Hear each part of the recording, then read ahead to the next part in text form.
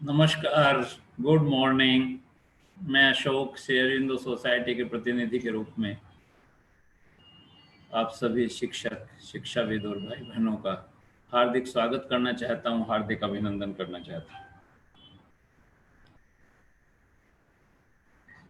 कल हमने शिक्षा पे बात की और कल हमने बताया कि जो हमारी शिक्षा प्रणाली है वो विषय उन्मुख नहीं होनी चाहिए बल्कि जीवन उन्मुख होनी चाहिए। यानी कि हमारी शिक्षा का हमारे जीवन में महत्व होना चाहिए या हमारे जीवन यापन में उसकी कोई उपयोगिता होनी चाहिए, या हम जो जीवन जीना चाहते हैं उसमें उस तरह के जीवन में हमारी शिक्षा हमें सहायता पहुंचाए, हमें मदद करे कि हम अगर बेहतर जीवन जीना चाहते हैं, हम अच्छा जीवन जीना चाहते हैं, हम एक शांतिपूर्ण जीवन जीना चाहते हैं, तो शिक्षा उसमें हमें सहायता पहुंचाए, मदद करे, उसमें शिक्षा की उपयोगिता हो।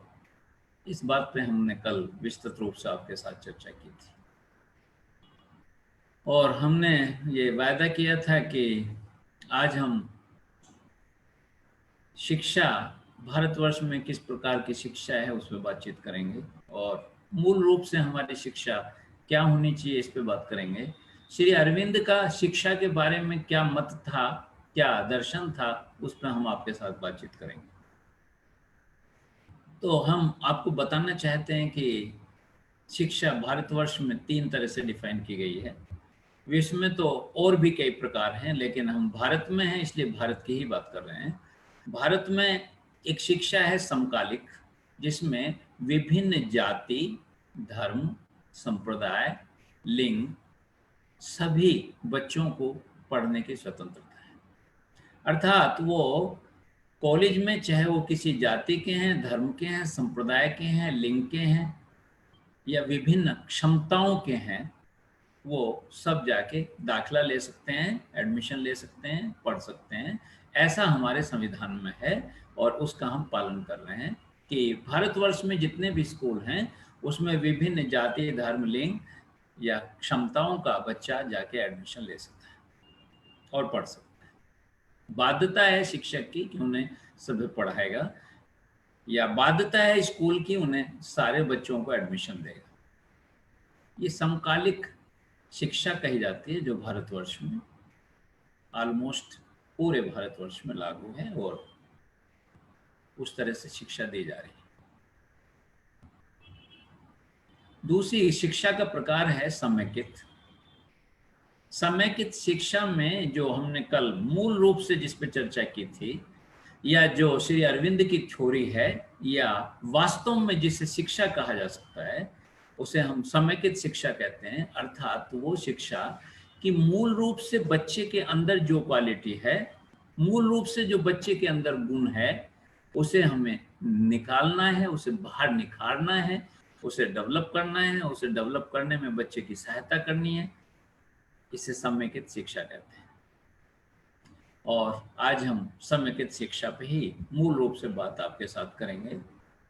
और जब समकालिक शिक्षा शुरू हुई भारतवर्ष में स्वतंत्रता के बाद, तो उसमें ये महसूस किया गया कि विभिन्न जाति, धर्म और विभिन्न क्षमताओं के बच्चों को एक साथ पढ़ाने का प्रावधान तो कर दिया गया, संविधान तो बना दिया गया, लेकिन जो विभिन्न क्षमता के बच्चे थे उन्हें अगर स्कूल में कुछ भी सुविधाएं चाहिए, सपोज कोई बच्चा पैर से कुछ गड़बड़ है, पैर से उसमें कुछ विपंगता है, अपंगता है, तो उसे निश्चित रूप से एक साइकिल चाहिए चलने के लिए, या रैंप चाहिए स्कूल में ऊपर जाने के लिए, क्लास में जाने के लिए। में मूलभूत सुविधाएं जो स्कूल में होनी चाहिए विभिन्न क्षमताओं के बच्चों को, जिन्हें दिव्यांग बोलते हैं, उन बच्चों को अगर कुछ भी ऐसा चाहिए कि जो वो शिक्षा ग्रहण कर सकें, तो वो जो सुविधाएं थी वो स्कूलों में सुविधाएं नहीं थी। और जब सभी स्कूलों से, सभी अध्यापकों से ये रिपोर्ट गई गवर्नमेंट के पास कि वो सुविधाएं नहीं है, तो विभिन्न क्षमताओं के बच्चों को हम कैसे अध्ययन करा सकते हैं, तो गवर्नमेंट ने फिर उस पर ध्यान दिया और बहुत सारे स्कूलों में और कंपलसरी कर दिया गया कि कुछ जो मूलभूत सुविधाएं हैं वो हर स्कूल में उपलब्ध होनी चाहिए। और फिर एक नई शिक्षा का जन्म हुआ, एक नए प्रकार की शिक्षा का जन्म हुआ जिसे संयुक्त शिक्षा कहा गया। उस संयुक्त शिक्षा के बारे में कल हम आपसे बातचीत करें। तो हमने बताया कि शिक्षा के भारतवर्ष में 3 प्रकार हैं करीब करीब। समकालिक, जिसमें विभिन्न जाति, धर्म और विभिन्न क्षमताओं के बच्चे पढ़ने का प्रावधान है। संविधान में ऐसा है कि कोई भी बच्चा वहां जाके एडमिशन ले सकता है, पढ़ सकता है, उसे कोई मना नहीं करेगा। दूसरा, हम समेकित शिक्षा की बात कर रहे हैं, जिस पर आज हम आपके साथ चर्चा करेंगे। समेकित शिक्षा में, जैसा हमने कल भी बताया, आज भी हम बता रहे हैं कि समेकित शिक्षा में मूल रूप से ये देखा जाता है कि बच्चे में क्या विशेषता है। बच्चे में क्या विशेषता है ये हमें जानना पड़ेगा, और बच्चे में जो विशेषता है उस विशेषता को ध्यान रखते हुए बच्चे को एजुकेशन देनी पड़ेगी। आज का जो हमारी एजुकेशन का जो एक नियम है, जो एक आधार है, जो हमने जिस तरह से हम शिक्षा देते हैं, वो एक बहुत ही अजीब गरीब है। वो इतना अजीबो गरीब है कि आप जब वास्तव में जानेंगे कि हमारी आज शिक्षा प्रणाली किस तरह की है और उसमें किस तरह से आकलन किया जाता है। जैसे कल भी हमने इस पे बहुत विस्तृत चर्चा की थी कि हम बच्चों का केवल और केवल जानकारी देके उसका बौद्धिक विकास करना चाहते हैं। हम गुब्बारे की तरह उसमें अपनी जितनी भी जानकारियां सब भरना चाहते हैं, और बच्चे से ये आशा रखते हैं कि वो बच्चा उन जानकारियों को अपनी कॉपी में लिख दे, एग्जाम में बता दे, उसके आधार पे उसकी क्षमताओं का आकलन हम कर लें और समाज में उसे सेवा के लिए भेज दें। केवल और केवल मानसिक विकास या बौद्धिक विकास करके, बल्कि जानकारियों का भंडार बना के उसे समाज में भेज के हम ये आशा रखते हैं कि ये समाज की और देश की संपूर्ण सेवा करेगा, पूरे कमिटमेंट के साथ सेवा करेगा। जबकि वास्तविकता ये थी कि उसका सर्वांगीण विकास नहीं हुआ। अगर हम किसी बच्चे का सर्वांगीण विकास नहीं करते हैं तो किसी भी कीमत पे उसे हम परिपूर्णता तक नहीं ले जा सकते हैं। और अगर परिपूर्णता तक नहीं ले जा सकते हैं तो अगर व्यक्ति का व्यक्तित्व ही परिपूर्ण नहीं हुआ तो वो अपने परिवार, समाज और देश के लिए क्या काम आएगा। इसलिए समेकित शिक्षा में हम कुछ पहलुओं पे आज आपके साथ बातचीत करेंगे और आपको बताएंगे कि समेकित शिक्षा में किस तरह से किसी भी व्यक्ति का सर्वांगीण विकास हो सकता है।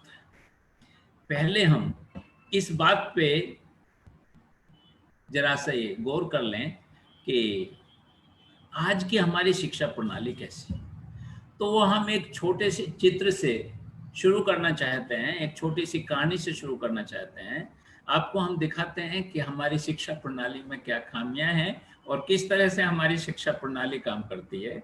वो एक रोचक कथा के साथ हम आपके साथ बात करते हैं और दिखाते हैं कि किस तरह से जो है हमारी शिक्षा प्रणाली काम करती है।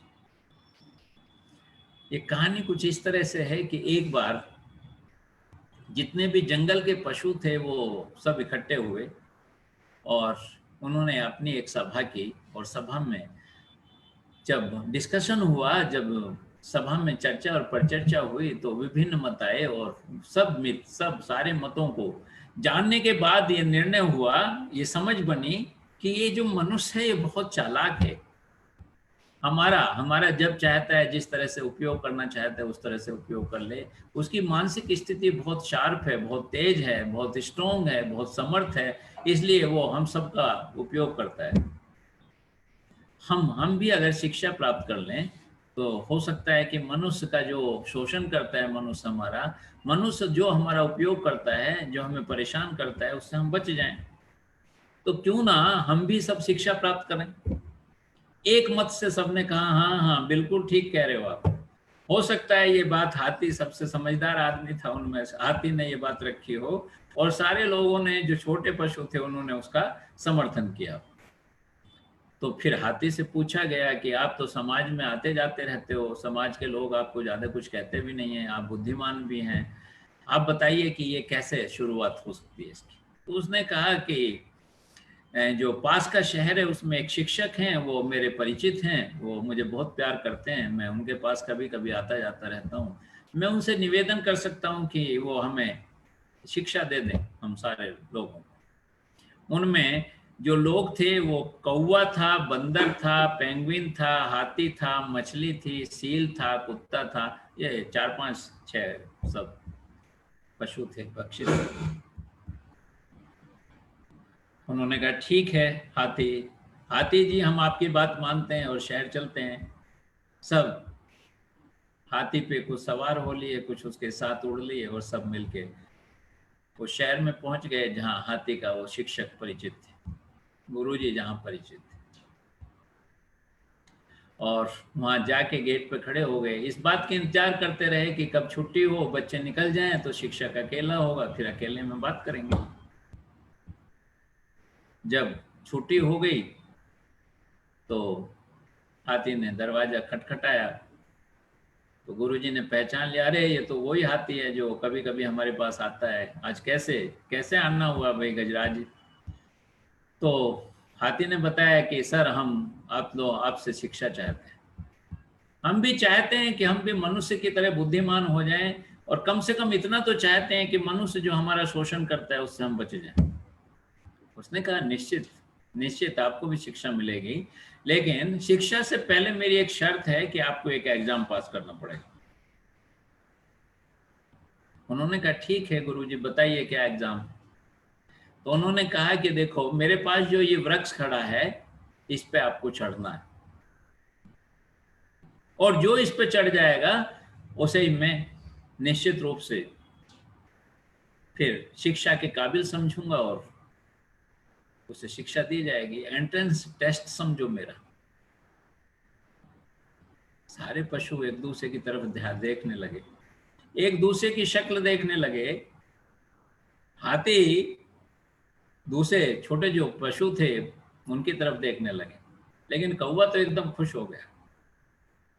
कौवा बोला अरे ये तो मनचाही बात मिल गई, मैं तो बिल्कुल 98 पे पास हो जाऊंगा, 100% पे पास हो जाऊंगा। जैसे ही गुरुजी ऑर्डर करेंगे कि पेड़ पे चढ़ना है, और मैं खटाक से उड़ के सबसे ऊंची टहनी पे जाके बैठ जाऊं।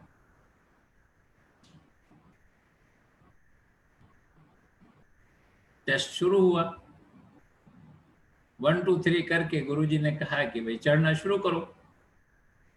अब आप देखिए कौवा तो 1 मिनट में क्या कुछ सेकंड्स में ही वो खटाक से उड़ा, खटाक से सबसे ऊंची टहनी पे पहुंच गया। कुत्ते ने भी चढ़ने का प्रयास किया। हाथी ने कहा मैं पेड़ को गिरा तो सकता हूं पर चढ़ तो सकता नहीं, गुरुजी आप कहें तो इसे पेड़ को मैं गिरा देता हूं। बोले नहीं, बात गिराने की नहीं है, बात तो चढ़ने की है। मछली ने भी प्रयास किया और उस प्रयास में उसने अपने पंख भी घायल कर लिए, और जो दूसरे पशु थे, पेंगुइन थी या सील थी, वो तो प्रयास ही नहीं कर सकते थे। तो गुरुजी ने कहा यार आप में तो जो है एक ही आदमी पास हुआ है, एक ही पक्षी पास हुआ है, आप जितना भी समूह आया था मेरे पास उसमें से एक ही व्यक्ति है जो शिक्षा के काबिल है। और कुत्ते को भी चलो 33 में परसेंट पास किया जा सकता है क्योंकि इसने भी चढ़ने का प्रयास किया। तो दूसरे जो पशु थे, मछली थी, पेंगुइन थी, हाथी था,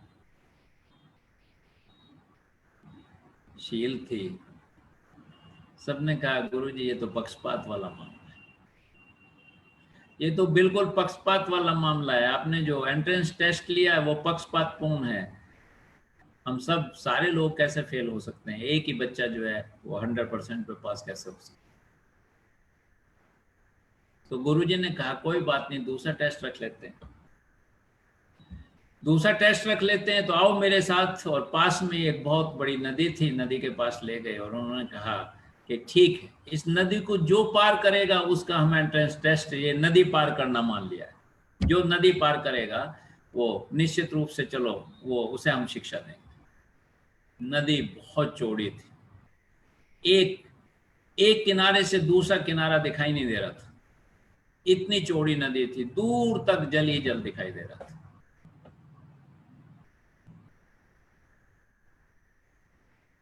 कौवे की एक खासियत होती है कि किसी भी जलाशय को जब वो पार करने का प्रयास करता है तो एक बार उसका आकलन करता है, विश्लेषण करता है कि दूसरा छोर दिखाई दे रहा है या नहीं दे रहा है।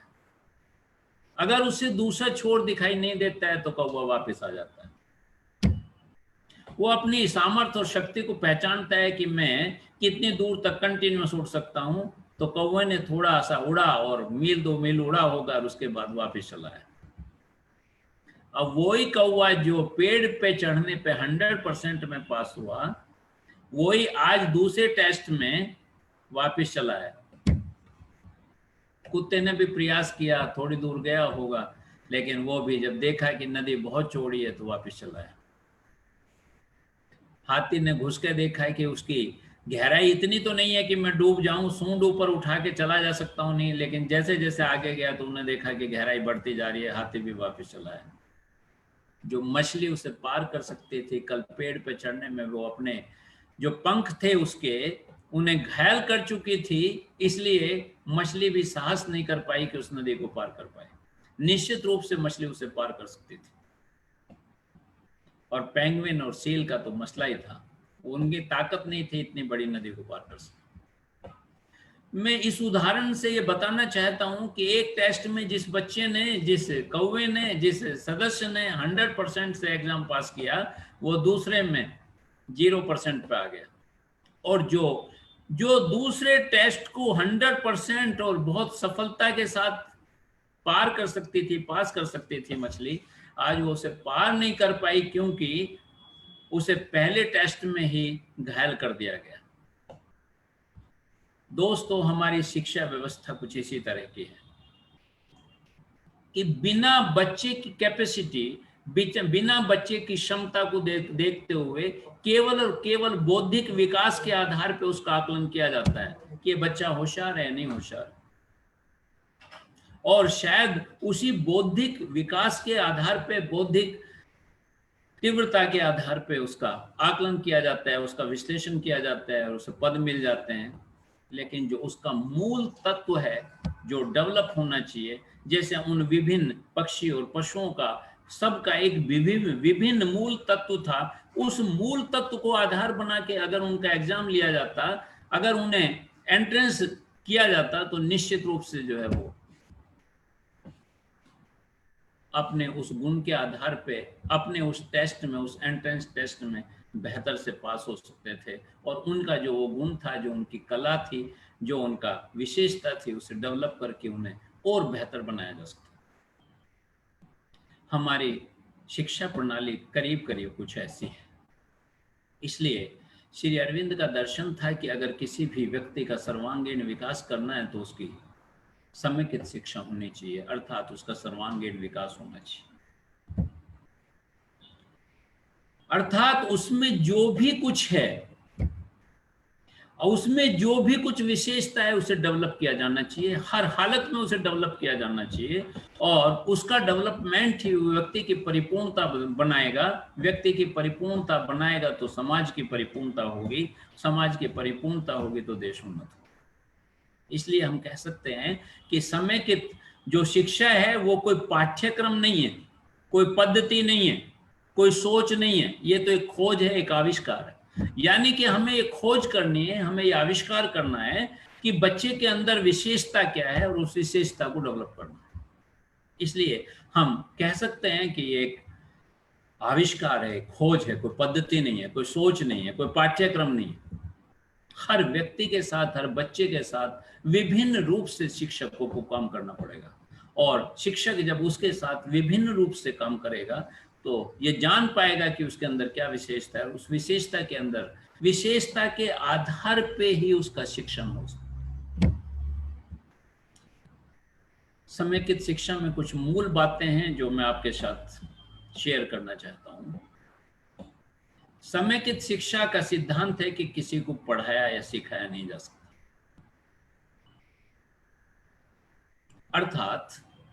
अर्थात हर व्यक्ति की जो विशेषता है उसे आधार मान के अगर हम उसका डेवलपमेंट करते हैं तो निश्चित रूप से वो बेहतर व्यक्ति बन सकता है। लेकिन अगर हम उसे केवल जानकारी देके उसका केवल बौद्धिक विकास करके हम ये बात सोच लें कि हम उसका संपूर्ण उस व्यक्ति को कर रहे हैं, परिपूर्णता कर रहे हैं, तो ये संभव नहीं। व्यक्ति के अंदर जो विशेष है, जो व्यक्ति के अंदर जो गुण है, व्यक्ति के अंदर जो सोच है, उसके आधार पे वो विश्लेषण करता है उस जानकारी का जो उसे जानकारी दी जा रही है।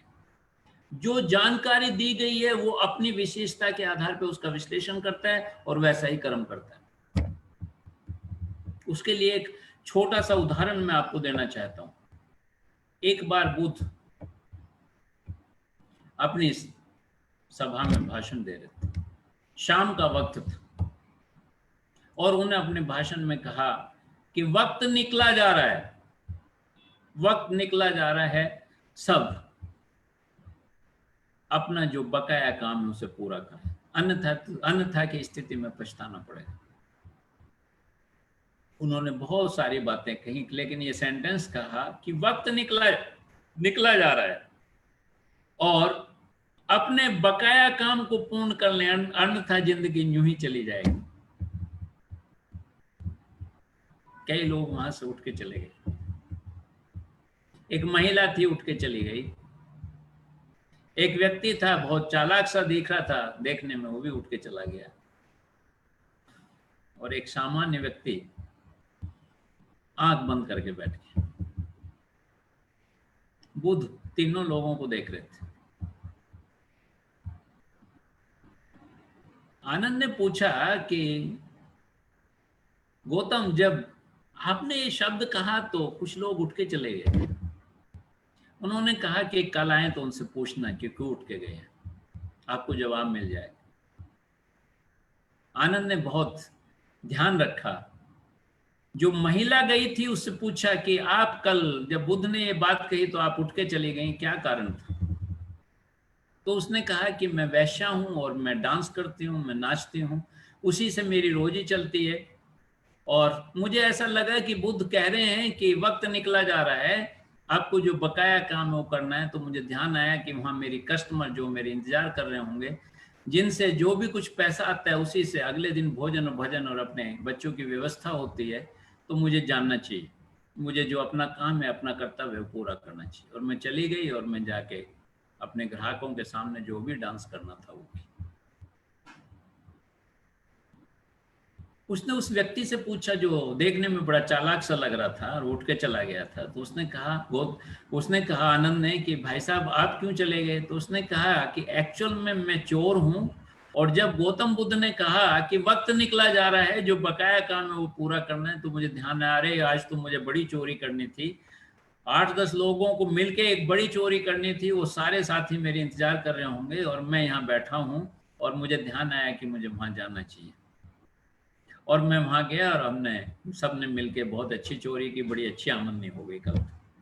बुद्ध को लाख लाख धन्यवाद कि उसने मुझे ऐसा कहा और मुझे वो सब याद आ गया। कल तो गजब का काम हो गया, एक बड़ी चोरी हाथ लगी, सब अच्छे खासे पैसे मिल गए। बहुत बहुत धन्यवाद गौतम बुद्ध का। उसने तीसरे व्यक्ति से पूछा जो आंख बंद करके बैठ गया था। तो उसने कहा कि आप जैसे ही बुद्ध ने ये कहा कि आंख बंद करके बैठ गए, तो उसने कहा कि मुझे ऐसा लगा कि गौतम बुद्ध कह रहे हैं कि जीवन का बहुत हिस्सा चला गया है जिसमें तूने ऐसे ही अपने जीवन को खो दिया है। जो बकाया जीवन है उसे ईश्वर में समर्पित कर दे, अन्यथा तो समय निकल जाएगा, जिंदगी निकल जाएगी और फिर कुछ बचेगा नहीं। जैसा आया वैसे ही चला जाएगा और फिर वैसे ही दुनिया में आना पड़ेगा। ये आवागमन बरकरार रहेगा, ऐसा कुछ भाव मेरे में उत्पन्न हुआ, इसलिए ईश्वर में लीन हो गया, आंख बंद करके बैठ गया, ईश्वर का ध्यान करने लगा। मैं जस्ट ये 3 उदाहरण इसलिए देना चाहता हूं कि कोई भी शिक्षक अपने शब्दों से किसी को नहीं सिखा सकता है जब तक ये ना जान ले कि उसके अंदर भाव क्या है, उसके अंदर गुण क्या है, वो क्या सोचता है, उसे उसकी विचारधारा क्या है, उसके आधार पे ही हमें शिक्षा देनी पड़ेगी। अन्यथा की स्थिति में अर्थ का अनर्थ हो सकता है, या कोई भी व्यक्ति अपने हिसाब से उसका आकलन करेगा, विश्लेषण करेगा। ये बहुत महत्वपूर्ण है। अर्थात पहला सिद्धांत है समेकित शिक्षा का कि किसी को जानकारी देके उसे शिक्षित नहीं किया जा सकता है, उसे पढ़ाया और सिखाया नहीं जा सकता है जब तक उसके मूल तत्व को हम नहीं जानते और उस मूल तत्व के आधार पे उसे शिक्षा नहीं दी जाती, तब तक शिक्षा संपूर्ण नहीं हो सकती।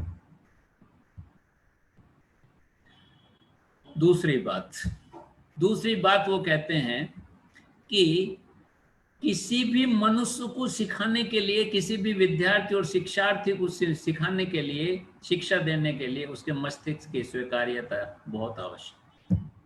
अगर किसी का कोई एक्सेप्ट ही नहीं करता, स्वीकार ही नहीं करता है कि मुझे कुछ सीखना है, तो उसे कैसे सिखा सकता? उसे नहीं सिखा सकता। इसमें भी एक छोटी सी बुद्ध की एक छोटा सा उदाहरण है, मैं वो दे के अपनी बात पुष्ट करना चाहूंगा। एक बार आनंद ने, जो आनंद बहुत प्रिय शिष्य थे गौतम बुद्ध के, और उनके चाचा के लड़के भी थे, चचेरे भाई भी थे, वो सदैव उनके साथ रहते थे और बहुत जिज्ञासु थे। तो उन्होंने गौतम बुद्ध से कहा कि बुद्ध, आपने सारी दुनिया छोड़ दी, ऐशो आराम छोड़ दिए, बुद्ध बन गए, सन्यासी बन गए, लाखों लोगों को अपने भाषण आपने दिए हैं, सब कुछ बताने की कोशिश की है, पर मुझे ऐसा लगता है कि लोग बदले नहीं। तो गौतम बुद्ध मुस्कुराए और बोले कि कल एक काम करना, मेरा एक काम करना कि आज जिस गांव में हम ठहरे हुए हैं उस गांव में जाना और 10-20 लोगों से मिलना, और हम कई दिनों से यहाँ रुके हुए हैं, प्रतिदिन उपदेश करते हैं, प्रतिदिन शिक्षा देते हैं, और उनसे लोगों से पूछना कि आप में से कितने लोग हैं जो आध्यात्मिक व्यक्ति बनना चाहते हैं, आप सन्यासी बनना चाहते हैं, आप ज्ञानी बनना चाहते हैं, एक बार ये सर्वे करके आप गांव में आना। आनंद ने कहा ठीक है, कल हम गांव का सर्वे करेंगे। आनंद गांव में निकले और पहला व्यक्ति मिला तो उसने कहा कि मैं आपसे कुछ बात करना चाहता हूँ, 2 मिनट की बात करना चाहता हूँ। उसने कहा भाई मैं खेत पे जा रहा हूँ, बैल मेरे साथ हैं, मुझे बीज बोना है, बादल घुमड़ रहा है, आज नहीं बो पाया तो फिर बादल बरस जाएगा, और बादल बरस जाएगा तो फिर बीज नहीं बो पाऊंगा, फसल नहीं होगी, मेरे बच्चे कहाँ से खाएंगे। ये 2 मिनट की बात जो है ना, तो आध्यात्मिक बात, साधु लग रहा है देखने में, फिर बाद में बात कर लेना, शाम को बात करना, फिलहाल तो मुझे मत छेड़, तो मुझे जानने दे। और वो चला गया। आनंद आगे थोड़ा बढ़ा तो एक लोहार जो है वो लोहे पे कुछ चीजें बना रहा था। वो उसके पास गया कि भाई साहब आपसे 2 मिनट बात करनी है। बोले हाँ हाँ तुम आध्यात्मिक बात करोगे, मैं जानता हूँ, आपकी वेशभूषा बताती है कि आप क्या बात करना चाहते हैं। देखो ऐसा है, मैं कुछ किसानों के औजार बनाता हूँ और मेरे पास आज बिल्कुल टाइम नहीं है, कल आना, कल देखते हैं कि टाइम मिला तो आपसे बातचीत करेंगे। बोले यार तुम सब लोग तो वहां उपदेश में शाम को जाते हो। हाँ जाते हैं, सब काम निमट जाता है ना तब जाते हैं, नहीं काम होता है तो नहीं जाते हैं, कोई बाध्यता नहीं, इसलिए मैं समय नहीं दे सकता, बाद में बात करना। वो थोड़ा आगे बढ़ा तो कोई स्वीपर जो है वो झाड़ू लगा रहा था। उसने सोचा कि ये तो इतना कोई जरूरी काम नहीं कर रहा है, थोड़ी देर में लगा लेगा झाड़ू। उसने उससे कहा कि भाई साहब आपसे 2 मिनट बात करनी है। बोले धूल उड़ रही है, थोड़ा दूर रहो आप, मैं ही परेशान हूँ इस धूल से, और ये काम खत्म कर लूँ, अन्यथा की स्थिति में मालिक आके कहेगा कि आपने झाड़ू, जो ठेकेदार है उसने कहा कि तुमने झाड़ू नहीं लगाई अब तक, इसलिए फुर्सत नहीं। वो बहुत सारे लोगों से आनंद मिला जो डिफरेंट तरह के काम कर रहे थे, किसी भी व्यक्ति ने उससे 2 मिनट का समय नहीं दिया। उसने बुद्ध को, जब शाम को आया तो बुद्ध ने पूछा कि आनंद आप गांव में गए थे सर्वे करने के लिए, कितने लोग आध्यात्मिक बनना चाहते हैं, कितने लोग ज्ञान प्राप्त करना चाहते हैं, आप सर्वे करके आए तो मुझे बताइए जरा। उसने कहा गौतम क्या बताऊं, मैं तो बहुत सारे लोगों से मिला, किसी ने 2 मिनट का समय नहीं दिया कि जो मैं उन्हें अपनी बात भी बता सकूं। तो उसने कहा कि मेरे आपने जो प्रश्न पूछा था कि कितने लोग बदले, कितने लोग आध्यात्मिक हो गए, मैं उसका जवाब देना चाहता था, इसलिए मैंने गांव में भेजा। जब तक मस्तिष्क में स्वीकार्यता नहीं होगी तब तक आप ज्ञान प्राप्त नहीं कर सकते। तो समेकित शिक्षा का दूसरा सिद्धांत है कि मस्तिष्क की स्वीकार्यता बहुत आवश्यक है। और तीसरा सिद्धांत है कि जो हम अपने लक्ष्य हैं वो पास से दूर के रखें। कल हमने आपको एक लालटेन की कहानी सुनाई थी कि शिक्षा प्रणाली हमारी केवल दिशा दिखाती है, कोई लक्ष्य निर्धारित कर से उसे परिपूर्ण करने का ठेका नहीं लेती है, वो तो आपको स्वयं ही करना पड़ेगा। तो इसमें पास से दूर तक का विकास, यानी कि विकास तभी हो सकता है जब हम पास से पास की जो छोटे छोटे लक्ष्य हैं उन्हें प्राप्त करें, तभी बड़े लक्ष्य प्राप्त कर सकते हैं। जैसे मैं एक मोटा सा उदाहरण दूं आपको कि किसी व्यक्ति का मान लो 120 किलो वजन, डॉक्टर उससे कहे कि 1 महीने में 20 किलो वजन घटा ले, तो वो व्यक्ति घटा सकेगा या बच सकेगा? अगर घटाने का प्रयास भी करेगा तभी घटा सकता है जब बिल्कुल खाना छोड़ दे। 20 किलो वजन तो तब भी शायद घटेगा या नहीं घटेगा, लेकिन पूरा जो सिस्टम है उसका वो गड़बड़ा जाएगा। लेकिन डॉक्टर कहे कि जो 20 किलो वजन है आपको 1 साल में घटाना है, क्योंकि पिछले 1 साल में 20 किलो वजन आपने बढ़ाया, तो इसलिए 1 साल में आपको 20 किलो वजन घटाना है, और प्रति महीने केवल आपको 2 किलो वजन घटाना है या 1.5 किलो वजन घटाना है। तो व्यक्ति तैयार हो जाएगा और वो उस लक्ष्य को प्राप्त करने के लिए भी तैयार हो जाएगा और उस लक्ष्य को प्राप्त भी कर लेगा। निश्चित रूप से अगर 1 साल में उसका 20 किलो वजन बढ़ा है तो भी 1 साल में वो 20 किलो वजन अपना घटा सकता है। तो हमें जो भी लक्ष्य हैं वो सारे लक्ष्य उन्हें बहुत पास के रखने चाहिए। हम पास की जो चीजें उन्हें अगर सफलतापूर्वक हम पूरा कर लेते हैं तो निश्चित रूप से हम बड़ी सफलता भी प्राप्त कर सकते हैं। तो 3 सिद्धांत हुए समय की शिक्षा के। एक सिद्धांत हुआ कि किसी को सिखाया नहीं जा सकता, किसी को पढ़ाया नहीं जा सकता, बल्कि उसे जो विशेष गुण है उसे आधार बनाते हुए उसका डेवलपमेंट किया जा सकता है। केवल जानकारी देके किसी का जीवन नहीं बदला जा सकता, और जिसका जीवन आप बदलना चाहते हो उसमें स्वीकार करने की क्षमता है वो निश्चित रूप से पैदा करनी पड़ेगी। उसे स्वीकार करना पड़ेगा कि हाँ मैं बदलना चाहता हूँ। और तीसरा है कि हम छोटे छोटे लक्ष्य देके हम पास से दूर तक जा सकते हैं, हम छोटे लक्ष्य से एक बड़े लक्ष्य को प्राप्त कर सकते हैं। तो इन तीन सिद्धांतों पर समेकित शिक्षा काम करती है। इसलिए समेकित शिक्षा मनुष्य के तमाम आयामों को छूती है, यानी कि उसके जो भी आयाम हैं उन सारे चीजों को जो है वो छूती है। जैसे आयाम क्या है? आयाम है कि उसका शारीरिक विकास होना चाहिए, आयाम है कि उसका बौद्धिक विकास होना चाहिए, आयाम है कि उसका भावनात्मक विकास होना चाहिए, आयाम है कि उसका आत्मिक विकास होना चाहिए। और वो तब संभव है जब हमारे पूरा जो कंसंट्रेशन है वो विद्यार्थी पे हो। अगर हमारा विद्यार्थी केंद्रित हमारी शिक्षा है तो निश्चित रूप से ये सारा कुछ हो सकता है। अर्थात समेकित शिक्षा कहती है कि अगर किसी मनुष्य का सर्वांगीण विकास करना है, किसी विद्यार्थी का सर्वांगीण विकास करना है, तो हमारी जो एजुकेशन है वो चाइल्ड सेंट्रिक एजुकेशन होनी चाहिए, विद्यार्थी केंद्रित शिक्षा हमारी होनी चाहिए, और उसका संपूर्ण विकास होना चाहिए। तो संपूर्ण विकास कब होगा? संपूर्ण विकास होगा तो ताकि जो विद्यार्थी की तमाम इंद्रियां हैं वो उसके प्रेरणा की स्रोत बने। उसकी प्रेरणा की स्रोत बनेंगी तो निश्चित रूप से उसका सर्वांगीण विकास हो सकता है। अर्थात 3 सिद्धांत हैं जिनके आधार पर समेकित शिक्षा टिकी है। वो है कि बाल केंद्रित या विद्यार्थी केंद्रित हमारी शिक्षा होनी चाहिए, सभी आयामों को छुए और हमारी तमाम इंद्रियां प्रेरणा का स्रोत बने। मैं थोड़ा थोड़ा जो विकास है शारीरिक और जो मानसिक का, जो हमारा बौद्धिक विकास है, जो हमारा आध्यात्मिक विकास है और आत्मिक विकास के बारे में थोड़ा थोड़ा आपको बताना चाहूंगा। कोई भी मनुष्य कितना भी विद्वान हो, कितना भी होशियार हो, अगर वो शरीर से रुग्ण है तो मिलिए कभी उससे, वो कहेगा मेरा सब कुछ छीन लो, मुझे एक स्वस्थ शरीर दे दो बस। वो उस मजदूर से ईर्ष्या करता है जो खाना खाता है, 5-7 रोटियां खाता है, चटनी से खा रहा है, नमक से खा रहा है, मिर्च से खा रहा है, और तान के चादर सो जाता है, पूरे खर्राटे के साथ सोता है 8 घंटे, और सुबह उठता है तो फ्रेश उठता है, फिर काम पे लग जाता है।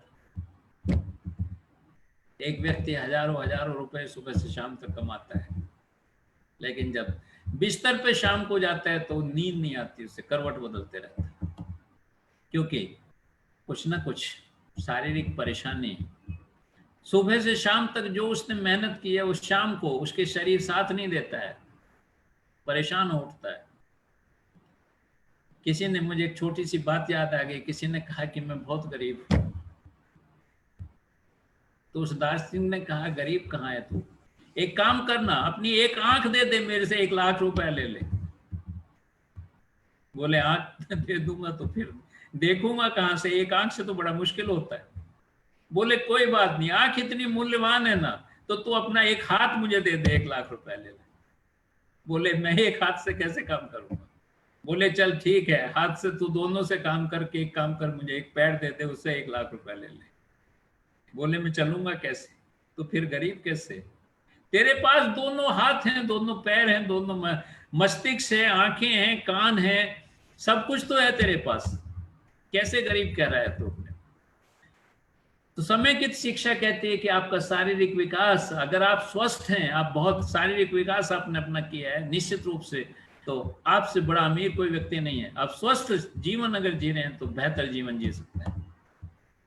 और जो बौद्धिक विकास की बात है, वो सारा हमारी शिक्षा प्रणाली बौद्धिक विकास कर ही रही है, सारी जानकारियां हमारे मस्तिष्क में डाल रही है, उससे हमारा बौद्धिक विकास होता है। क्योंकि वो जानकारियों में केवल जानकारी नहीं है, बल्कि वो घटनाएं हैं और घटनाएं के परिणाम हैं, तो निश्चित रूप से हमारा बौद्धिक विकास होता है। और हम समझते हैं कि घटनाओं के बाद, किन घटनाओं के बाद क्या परिणाम आएंगे, यही तो बौद्धिक विकास है। और क्या है शिक्षा, जो मूल शिक्षा आज हमें दी जा रही है, वो यही तो सिखाया जा रहा है कि इतिहास में ये घटनाएं घटी और उनके परिणाम निकले। इसलिए आपको सतर्क रहना है कि हम कुछ ऐसी घटना ना घटे हमारे जीवन में जिनके परिणाम दुष्परिणाम में बदल जाए।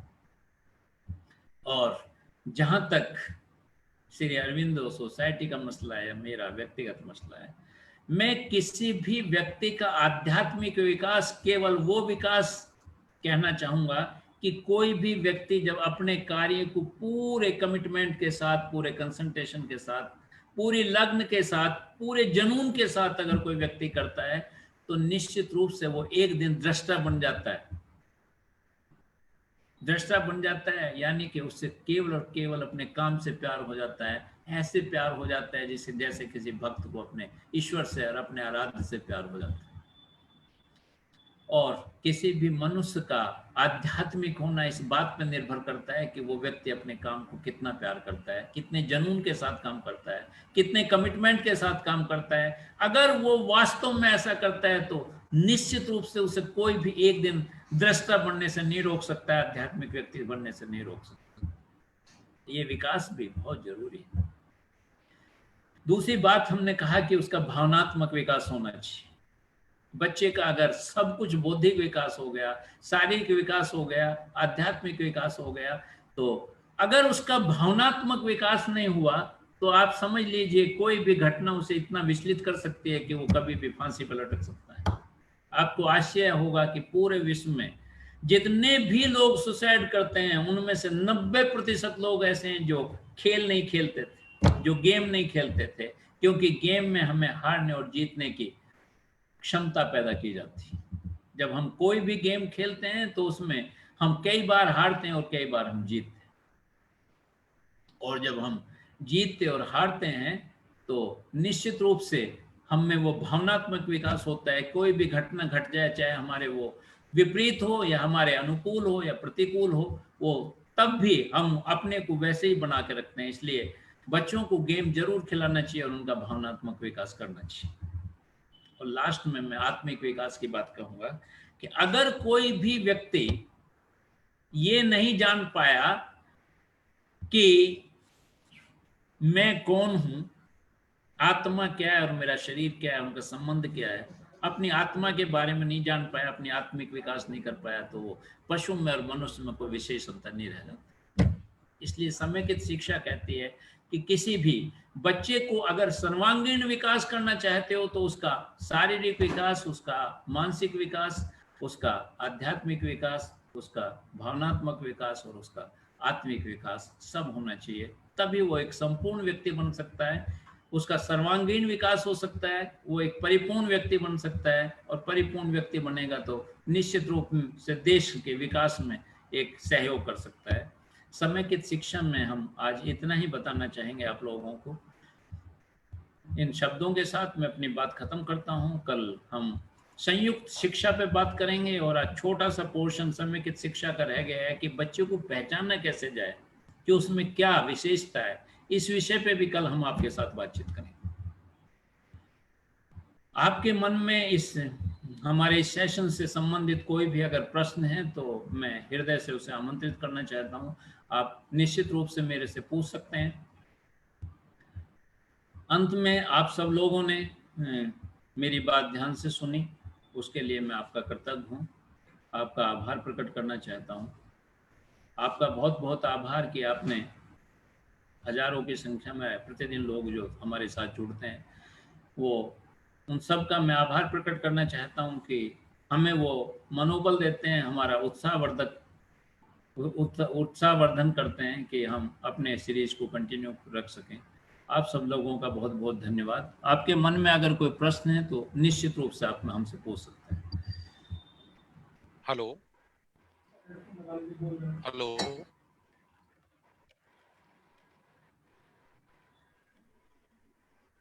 हेलो, नमस्कार सर, मैं सूर्य प्रकाश।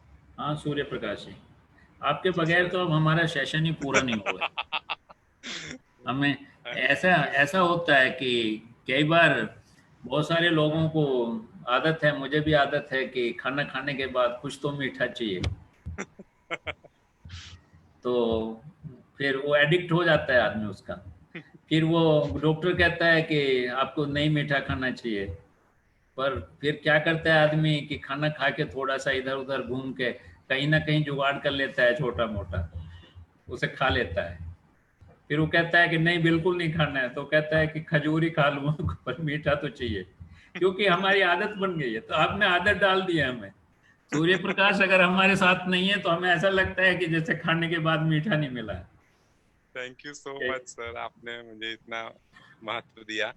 ऐसे मैं कोई ये नहीं हूँ, मैं बस एक छोटा सा शिक्षक ही हूँ जो अपने बच्चों के साथ काम करता हूँ। अभी तो लॉकडाउन की स्थिति है, तो अभी समय मेरे पास है, और बिहार में अभी लॉकडाउन जारी है, और स्कूल तो बंद है ही, साथ साथ लॉकडाउन भी जारी है।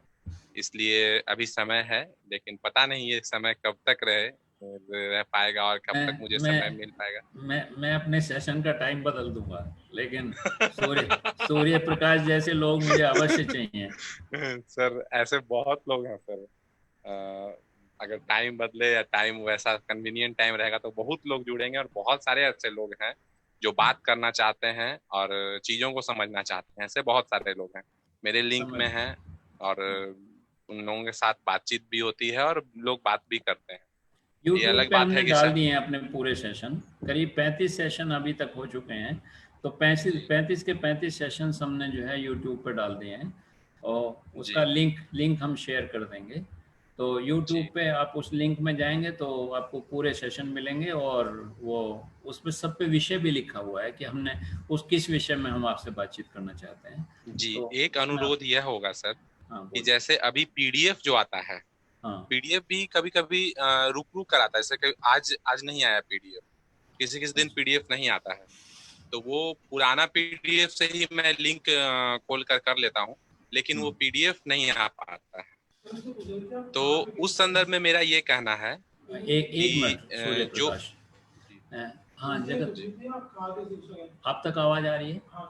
आप जवाब दीजिए, जो कोऑर्डिनेटर हैं वो आपको बताएंगे आपकी क्या दिक्कत है। सूर्य प्रकाश, आप किस स्टेट की टीचर है? जी आप किस स्टेट की टीचर है? जी, मैं बिहार से हूँ। जिस ग्रुप में आपके पास पीडीएफ हुआ, जिस ग्रुप का नाम क्या है? 1 सेकंड देखना पड़ेगा, 1 सेकंड। है, ग्रुप का नाम है ZIIEI एग्जीबिशन गया। ओके सर, डेली आपको अलग से मैसेज में मिल जाएगा जिससे आप कनेक्ट कर पाएंगे पीडीएफ जी के अलावा। जी। और दूसरी बात मैं यह चाहता हूं कि जैसे ये जो वो जो पीडीएफ जो आ रहा है वो डे वाइज है। एक हाँ जी। पीडीएफ ऐसा हो क्योंकि जैसे अशोक सर का जो है वो सारा टॉपिक वाइज उस पीडीएफ में दिया हुआ हो, और उस लिंक पर मैं क्लिक करूं उस टॉपिक के हिसाब से, तो वो पर्टिकुलर यूट्यूब में वो लिंक खुले या फेसबुक में जहां भी उस वीडियो का लिंक हो, ताकि मैं वहां वो कोई भी टीचर उस पर क्लिक कर तो सीधा उस टॉपिक के हिसाब से सर के उस वीडियो तक पहुंचे। ठीक है सर, जल्दी हम वो लिंक भी आपके ग्रुप तक पहुंचा देंगे। हाँ जी ऐसे सर, PDF। बिल्कुल। धन्यवाद सर बताने के लिए। जी सर। हाँ सॉरी ऐसे तो आज का सर आपका टाइम खत्म हो गया सर, लेकिन फिर भी मैं 1-2 मिनट आपके ये टॉपिक के बारे में बात हाँ करना हाँ चाहूँगा। अवश्य। एक तो मैं सॉरी बोलना चाहूंगा क्योंकि आज मैं देर से जुड़ पाया। खैर मैं आपके वीडियोस देख लूंगा। और दूसरी बात की जो आपने जो बात कही कि किसी भी बच्चे को पढ़ाया नहीं जा सकता है, उसके केवल गुणों को पहचान करके और उसका विकास किया जा सकता है, जिसके कारण से वो, तो मैं इसमें एक लिंक सर मैं समझ नहीं पा रहा हूँ कि कैसे वो लिंक स्थापित किया जाए कि बच्चे के किसी गुण को समझकर या बच्चे के किसी गुण को देखकर ऐसे वो कैसे हम उसके गुण को कैसे हम समझ पाएंगे, ये तो आप शायद अगले सेशन में हाँ बताइएगा नहीं, हमें। हम कल इसे लेकिन उस बताएंगे, गुण लेकिन को, हमारा अनुरोध है कि कल आप अच्छा अच्छा, टाइम से आएंगे, क्योंकि जी जी हम जी शुरू जी, में ही आज हम इसे बताना चाहते लेकिन वक्त खत्म हो गया, इसलिए उसे बता नहीं पाए। कल हम जी आपको बताएंगे कि बच्चे में क्या गुण है और उसकी क्या विशेषता है, उसे पहचानने के लिए हार्वर्ड थ्योरी है एक, जिसमें तमाम गुणों में किस तरह से बच्चे में क्या विशेष गुण है उसे कैसे पहचाना जा सकता है, उस पर हम जी विस्तृत रूप से आपके साथ चर्चा करेंगे। जी, लेकिन वो भी मैं उदाहरण जी के तौर पे एक बात कहना चाहता हूं कि मान लो कोई बच्चा जी बहुत चंचल है और जी वो बहुत अच्छा, आप कोई किसी भी गेम में उसे डालें तो निश्चित रूप से वो बहुत अच्छी परफॉर्मेंस देता है, लेकिन जब आप जी उसे इतिहास पढ़ाते हो तो उसे सन याद नहीं रहते। उनमें से मैं भी एक व्यक्ति हूँ कि जब मैं पढ़ता था तो मुझे सन याद नहीं रहते थे। मुझे अभी भी बहुत सारे जो सन हैं, वो जो किस सन में क्या हुआ वो सब घटनाएं सब याद रहती हैं, उसका एसेंस सब याद रहता है, लेकिन कोई सन मेरे से पूछे तो मैं गड़बड़ा जाता हूँ। जैसे अपने एक बार भाषण में गांधी पे बोल रहा था तो मैं बोल गया कि करो या मरो का आंदोलन 1952 में हुआ, जबकि कब हुआ था? 1942 में हुआ था। फिर मैंने उसे अगले सेशन में संशोधित किया कि गलती से कल मैं 1952 बोल गया, लेकिन 1952 नहीं, वो 1942 का मसला था। मैं जस्ट एक उदाहरण के रूप में दे रहा हूँ। तो जो बच्चा बहुत चंचल है और बहुत अच्छे से गेम में काम कर सकता है, तो हम उसे क्यों इतिहास में 33% मार्क्स ले आए तो बहुत है ना, क्या दिक्कत है? गवर्नमेंट कह रही है ना तुम पास हो गए 33 पे, तो उसे 80% के लिए क्यों उसके पीछे डंडा लेके खड़े हो कि तुझे 80% मार्क्स लेके आने हैं? उसे लाने दो ना 33%। लेकिन जो उसका मूल गुण है खेल का, किसी खेल में वो तेंदु सचिन बन सकता है ना, कोहली बन सकता है, कोई और कुछ बन सकता है, मिल्खा सिंह बन सकता है, कुछ भी बन सकता है। तो कल हम इस पे विस्तृत रूप से आपसे चर्चा करेंगे कि किसी बच्चे को कैसे पहचाना जाए कि वो क्या बनना चाहता है, वो क्या क्या उसके अंदर विशेष गुण है, उस पर हम विस्तृत रूप से कल आपके साथ चर्चा करेंगे और आपकी मदद करेंगे कि डिफरेंट जो बच्चे रहते हैं हमारी क्लास में, उन बच्चों को कैसे पहचान के उन्हें किस किस विंग में डाला जाए। कोई जरूरी नहीं है कि सारे बच्चे सब राष्ट्रपति बने देश के, राष्ट्रपति तो एक ही बनता है ना। और सच बताऊं तो जो राष्ट्रपति बन जाता है वो कैसे राष्ट्रपति बनता है वो कोई पूछता नहीं है। ये बड़े बहुत विवादित बात कह रहा हूं मैं। यानी कि हम जिस पद पे भी पहुंच जाते हैं उसके कैसे हम पहुंच गए उस पद पे उसे नहीं पूछते हैं लोग, बस पहुंच जाते हैं पद पे। तो फिर सारे राष्ट्रपति सब स्वर्ग में ही जाते हैं, मजदूर ही जाता है नर्क में। आज तक देखा है किसी ने कहा हो कि हमारे राष्ट्रपति जो है वो नर्क में गए? सब स्वर्ग में ही जाते हैं। मतलब तमाम हायर पोस्ट पे बैठे हुए लोग, मैं केवल राष्ट्रपति की बात नहीं कर रहा हूँ, सारे जितने भी हायर पोस्ट पे लोग बैठे हैं वो सब स्वर्ग में जाते हैं। नर्क में जाने के लिए मजदूर है जो पूरी जीवन अपने मेहनत से रोटी खाता है, ईमानदारी से रोटी खाता है, जिसका शोषण करता है पूरा समाज, वो उस नर्क की परिभाषा उसके लिए है, उन सब के लिए नहीं है जो उच्च पदों पर बैठे हैं।